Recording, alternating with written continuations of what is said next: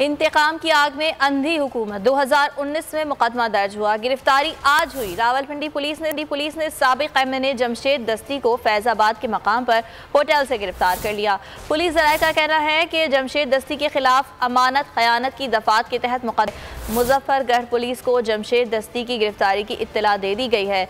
जमशेद दस्ती को मुजफ्फरगढ़ पुलिस के हवाले किया जाएगा।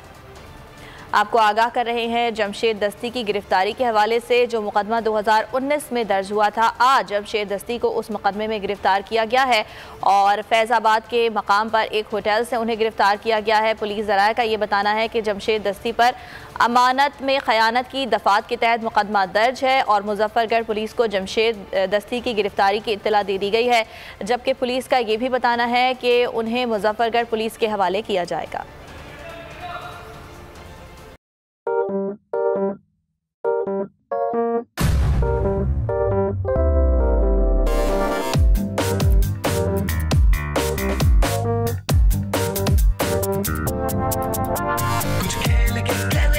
खिलाड़ी अपना सीन ऑन, देख लो भाई देख लो, है आखिरी खिलाड़ी कौन,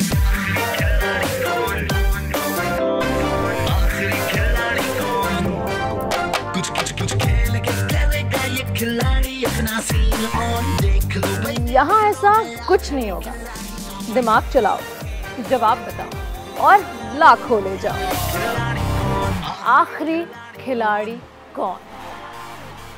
सबसे ज्यादा व्यूज, सबसे ज्यादा रील्स और सबसे ज्यादा रेटिंग के साथ बोल अब भी नंबर 1 पोजीशन पर बरकरार।